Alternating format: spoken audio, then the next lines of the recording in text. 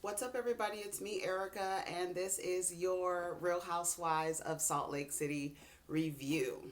Go ahead and like, subscribe, and comment. Let the demon know you stopped by. We are down here, and it's Friday. So happy Friday to all of you. And also, we are going to be reviewing Bling Empire today as well.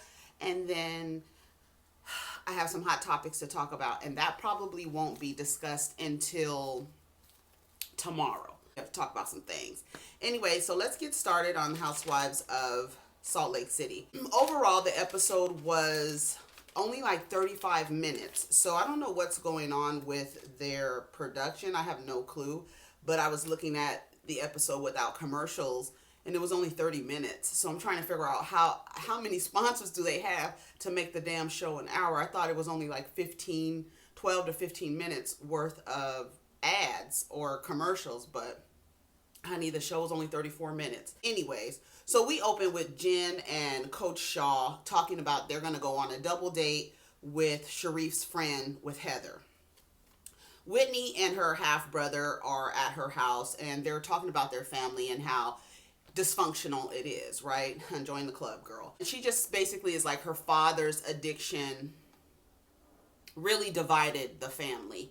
And the kids of the family were trying to figure out whether or not they should help the dad. Her sister Shaylee and her brother Will are kind of just like, I don't know if we should help him. You know, it is what it is. So they haven't seen each other in about 10 years. And she calls her family deep, dark, and dysfunctional and saying that we just have to move forward. So when the brother and sister come over, they're kind of like it's not very high energy. They're very like calm and just talking to the dad about his situation. And he seems to be kind of gassing them up, I guess. To me, that's what it looked like. He was kind of gassing them up and saying that he wouldn't be here if it wasn't for them and this and that. So I guess he probably kind of knows that they're not really fucking with him like that. Like, basically, you on your last chance with us. Basically, that's what it looked like to me. I don't know. Let me know what you guys thought. But they talked about how they had so many good memories, and the son was like, well, yeah, you do a lot of talk, and then it fizzles out, right? And he was like, yeah, you guys are the motivation for me to get better. It just sounded like he was gassing them up to me. Sorry. Jen and Heather and Sharrieff go out to dinner, and with Sharrieff's friend, they call him Big Daddy. When that dude walked into the restaurant, that nigga looked like a tree. Do you hear me? I was like, wow. He was really big and tall, and he was taller. And Heather is already big. And when they hugged, I was looking like, yes, Heather, that's you, girl. I was like, that's you. Go after him. That's you. But she didn't like him. They didn't really like each other. He was too talkative. He was really talking about what he does for a living, helping kids, I guess.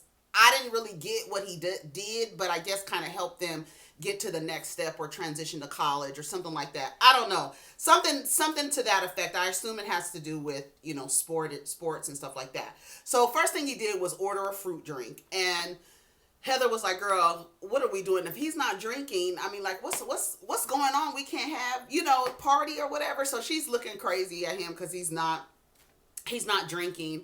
And then after a while, you could tell that Heather was not interested in him at all, because when they asked to go dancing, she was like, oh no, that's on y'all. You guys can go dancing. I'm good. And then in her interview, she was like, I'm not looking for anything long term. Yeah, not with him, basically. And so she was like, I thought it was nice of Jen to invite me, because Jen is trying to make up to her for what happened last week in that little hot springs that they went to. She's basically just like, I'm good on coming to this. She called it a sober TED Talk. He was talking his ass off.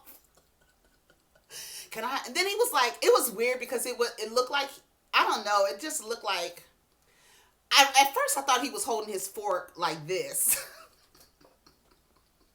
Did y'all? I know he probably wasn't, but he looks like somebody like that. Like, he's still kind of, I don't know. I after he started doing all that talking, I was like, okay, Heather, No, I was right along with her. So Whitney says the longer you let things go, the harder it is to get things back on track. And my motto is what you avoid, you nurture. What you confront, you conquer. And that is really something that I live by. If something is bothering me, I don't let it fester. That's something that I've unlearned from family, right? You can't let things just sit and sit and sit. Things have to be confronted and conquered right away, not avoided and therefore nurtured. It just grows as long as you avoid it. It just grows. So she's planning a trip to Las Vegas and she's texting everybody. Mary declined. She said, is Jen going? If Jen is going, I don't want to go. Mary said, I'd rather be on an airplane full of mice than to go on a trip with Jen. I said, I know that's right. Jen is too much. And I love that Mary is really sticking to the, like, I don't want to be around her at all. I'm trying to figure out where they're going to put Mary into this show because really, that's the reason why I'm watching Salt Lake City. Now, I'm trying to figure out if I would have watched without Mary being there because Mary's story is so interesting whether you agree with it or not. This is a Black woman living in Salt Lake City with this incredibly interesting story. She's incredibly eccentric and it's just quirky and it's like interesting. She's in love with clothes. She's in love. She cares about material shit, it seems to be, right? But she doesn't get enough camera time. So the word on the street is that she was really supposed to be a friend and then they brought her in at the end. So she's going to be more at the end of the episode. But I don't even know what number we're on, but it doesn't seem like she's anywhere to be seen. And she was only in that particular episode for like 5 minutes, less than 5 minutes, 3 minutes. It was really fast. Lisa, she sends a text to Lisa. She said, I have to think about it. Thanks for the invite. And then Meredith said, Vegas is not really my scene, but I'll go. Then Lisa texts or calls Meredith and was like, girl, you going to Las Vegas? Because I've been invited to Las Vegas. And she's still mad at Whitney from the last episode from saying that Mary said that she was scared of Jen. Girl, that was a mess. So she's like, I think I'm just going to think about it. I really think it's weird because she's invited me on a trip and she hasn't even apologized to me. Meredith kind of says, I think Whitney, although it was wrong how she did it, I think she was really just the messenger. I don't think it was anything that she said herself. And so she's kind of forgiving her already. As they're preparing for Las Vegas, Whitney says she hasn't heard back from Lisa if she's going or not. And then Jen makes this proclamation that she gets along with everybody. So she's going to be the CEO of fun while on the trip. I was like, girl, what? No, I don't know, girl. Maybe they do. Maybe you do get along with everybody. At the airport, Lisa's not there. So they're like, well, where's Lisa? And then Meredith's like, oh, she went ahead of us. And then Whitney's looking like, girl, what? Like, that's a mess. So they're having fun in the airport, dancing. Heather says that, it's exciting to be a Mormon girl in Las Vegas. So she's happy about that. And so they're in the limousine and Whitney calls Lisa. Lisa's phone goes straight to voicemail. It's so funny on the thing at the bottom, they put 4 seconds later, Lisa calls Meredith. Like, to me, that's trash to me. I don't like that at all. Like, I think that's fucked up what she's doing. I didn't like it at all. I was like, ugh, fuck you, bitch. Like, whatever, girl. If you want to act like that, fuck you. Because that would be me. I'll be like, I ain't talking to you when I get there. Hey, girl, I've been trying to call you. What's up? Why you ain't? But Whitney did okay. She did all right. As Lisa calls Meredith, she has her on speakerphone. And they show a flashback to Jen and Lisa having a conversation saying that Whitney needs to explain what she meant by that. She needs to follow through with the whole thing, not just say somebody said something and that's it. That's what Lisa needs from Whitney. So they arrive to the hotel. They say they're going to go exotic car racing.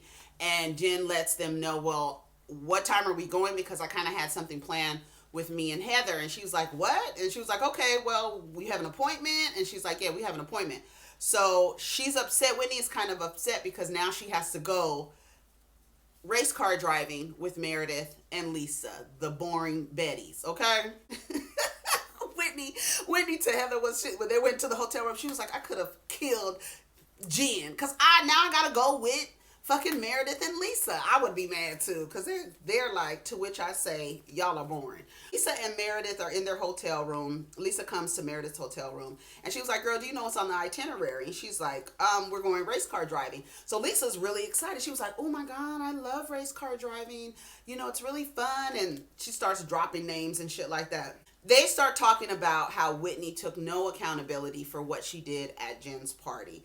And Whitney is going to have a chance to explain. And she says, Jen, to my face, has never talked any shit about me, but I'm all about accountability for words and actions. So let's see what she says. So they're open to it. And that's a good start. So Heather and Jen, they go personal shopping. They have some personal shoppers there, and they're picking out all of these shoes. So many pretty shoes. Those shoes with the bow on it, then they said they look like presents. They were so cute.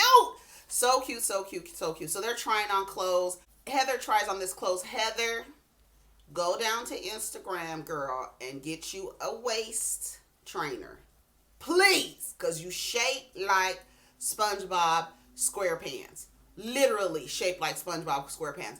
Go get you a waist trainer, girl, so you can start training your shit to cinch in a little bit, because you're looking like a rectangle, girl. You're looking like a rectangle. They go to the cars. In the car, they're not talking. On the way to the exotic cars, they're just sitting there. They're not making any small talk. It's just Whitney, Meredith, and Lisa. And Lisa starts talking about how she enjoys race car driving.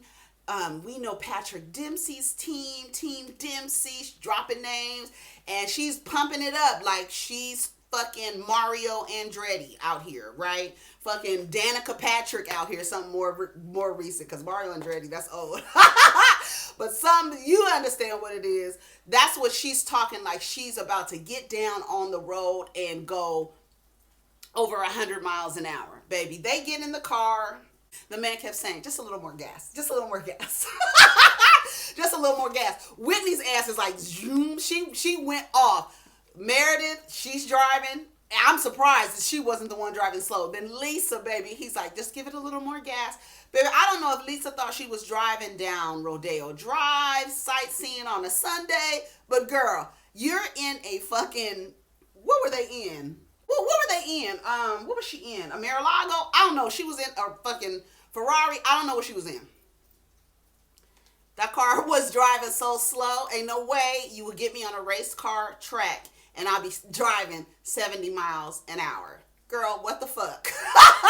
You don't even drive 70 miles an hour on the freeway. You drive faster than that on the damn highway. And you in a damn race car, an exotic race car, girl, speed up, okay? So she did all that damn bragging and wasn't doing a damn thing. Not one thing. So after they're done driving, she was like, oh, we should start a race team. They're looking at her, not you, slowpoke. Girl, get out of here. So they start talking. Whitney does apologize. She apologized. She says, I take full accountability for what I did with Jen and them. And she explains, that it didn't come out the way it was supposed to. When Heather came over there, she kind of threw her off the rails. And she was really, and then Lisa was like, well, girl, you were trying to tell Jen something about what I said, and I'm standing right here. All you had to do was ask me. Like, what were you trying to do? Earlier, Heather was, oh no, that's later. We'll get to that. So she's like, next time, just come directly to the source. They both forgive her, and that was it. Jen and Heather are buying the shoes, right? They're getting the shoes. I thought it was fucked up that after this really happy, high energy moment, shopping, trying on shoes, trying on clothes, you bring it all the way down, Jen, and you start talking about how Lisa isn't happy with Whitney, and then you say, well, I'm not really happy with her either. And Heather is like, well, she was kind of looking out for you if you really think about it by telling you what was being said or what was happening. And she was like, well, you can't throw stuff out there and not follow through with it. That's what Jen was saying. I don't understand what she meant by that, but that's what she said. I don't know what she meant by that. Heather was like, how did we get here? I thought that Jen forgave Whitney. Why are we talking about this again? So Jen says, well, I'm hurt. I'm hurt by this. And Whitney knew that Sharrieff's party was important to me. And Whitney didn't follow through with what she was saying. And So she goes, "Are you blaming Whitney for you throwing the glass?" Girl, because I want to know too. Are you blaming Whitney? So what's up? And she's like, "What do you mean? No, I'm not. I just, she doesn't understand. What about the pain that I'm going through?" And she was like, "I don't get what's so confusing." Well, I don't know why you're covering up for Whitney. You need to stand up, and she needs to understand the pain that I'm feeling.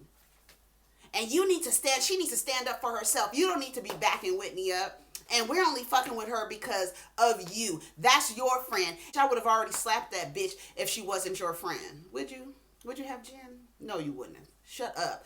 That's what I don't like about Jen. It's too much. How do you take such a great moment? Like, you're in Vegas, you're out with your girls, you're doing personal shopping, you're buying all these shoes, buying all these clothes, and you want to start arguing? I feel like it was manipulative. Sorry, that's how I feel. I feel like it was extremely manipulative for her to do that. And then basically say, "I bought you these shoes. You're my friend." X out your cousin. Hello, you keep calling her her friend, but she said at the beginning of the season that Whitney and her are cousins. So I don't know why you keep calling that girl her friend. Girl, you're talking about that girl's family. Hello? So I don't know what the hell you're talking about. And Heather basically says that Jen's version of a good friend is basically whatever bullshit she's on, you need to hop on that train too. And if you don't, it's like, you're either with me or against me. And that's what I get too. I get very childish, very much, "You're my friend. You need to stick with me no matter what decisions I make." And Jen, you got a lot of work to do. I mean, we all have a lot of work to do, but girl, you have a lot of work to do. You do. Heather says, "Well, you need to talk to her about it, because this, I'm done, because I thought y'all was cool. I thought you forgave her." And she says she doesn't know that you guys aren't cool, and you up here telling me that y'all not cool. And she's like, "Well, the only reason why we're dealing with Whitney is because of you." And I thought, I don't know, Jen ain't, I don't know. I don't like Jen. I don't like Jen's character. If she comes back next season, I hope she tones it down. I hope she watches the episodes and sees how unreasonable, how juvenile, how ridiculous she behaves. It's tired. And I myself could not be around someone that required that much out of me as a friend. It's too much. Anyways, y'all, you guys tell me what you guys think of the episode. Let's get down in the comments. Take care of each other and protect your energy. Peace.